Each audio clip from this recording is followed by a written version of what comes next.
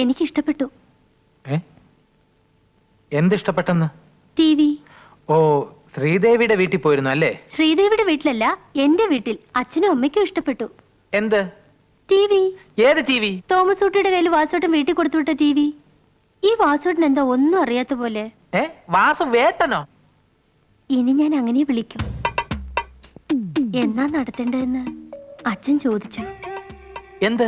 വിവാഹം ഗുരുവായൂർ വെച്ച് നടത്താനാ അമ്മയ്ക്കിഷ്ടം. ഗുരുവായൂർ വേണ്ട, ശബരിമലയിൽ വെച്ചായാലോ? അയ്യോ, അച്ഛനും അമ്മയ്ക്കും പ്രായമായി, മല കയറാൻ ബുദ്ധിമുട്ടാ. നമുക്ക് ഗുരുവായൂർ വെച്ച് മതി വാസോട്ടോ. അതിരിക്കട്ടെ, ഈ ടിവിയുടെ വിവരം ശ്രീദേവി അറിഞ്ഞോ? അറിഞ്ഞു കാണും. അമ്മായി ഇന്നലെ വീട്ടിൽ വന്നിരുന്നു, ടിവി കണ്ടു.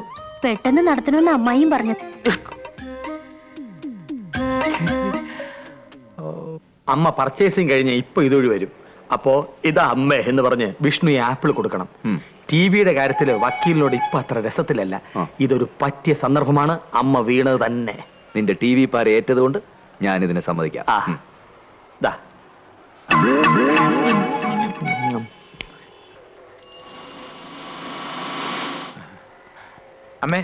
അമ്മയെ കാണാൻ ഞാൻ വീട്ടിൽ പോയിട്ട് വരിക. അമ്മ എന്നെ തെറ്റിദ്ധരിച്ചിരിക്കുക. എന്നെയും ശ്രീദേവിയും തമ്മിൽ അകറ്റാൻ വേണ്ടി കുബുദ്ധികൾ പല കുതന്ത്രങ്ങളുമായിട്ട് ഇറങ്ങിയിട്ടുണ്ട്. അവരുടെ വരയിൽ അമ്മയെ പോലെ ബുദ്ധിയുള്ള ഒരു സ്ത്രീ വീഴുകയെന്ന് പറഞ്ഞാൽ... പെണ്ണുങ്ങളുള്ള വീട്ടിലെല്ലാം വക്കീല് ടി വി വാങ്ങിച്ചു കൊടുക്കുമെന്നാ എല്ലാരും പറയുന്നത്. ഈശ്വര, അമ്മയ്ക്കല്ലാതെ വേറൊരു കുഞ്ഞിന് ഞാൻ ടി വി... അമ്മേ, നാരായണൻ ചേട്ടന്റെ വീട്ടിൽ ടി വി വാങ്ങിച്ചു കൊടുത്തത് ഞാനല്ല. പിന്നെ ടി വി താനേ പറഞ്ഞ അവിടെ ചെന്നിരിക്കുവോ?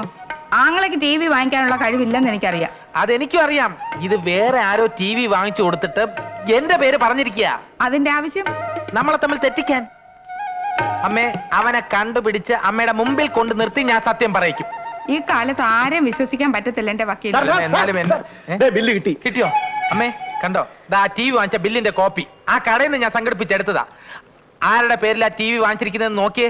തോമസ് കുട്ടി, കൂത്രപ്പള്ളി വീട്. ഇപ്പൊ അമ്മയ്ക്ക് വിശ്വാസമായോ? ആ മാങ്ങാത്തലേനെ എന്റെ കയ്യിലൊന്ന് കിട്ടട്ടെ. ഇടിച്ചവന്റെ ഷേപ്പ് ഞാൻ അത് തന്നെ. അമ്മ കയറിയട്ടെ, ഞാൻ വീട്ടിൽ കൊണ്ടുവന്നു വരണം. ഇതൊന്ന് തുറന്നേ. ഞാൻ തുറന്നു. അങ്ങനെ വിട്ടൊക്കത്തില്ലല്ലോ. ഞാൻ അപ്പുറത്ത് തുറക്കാം.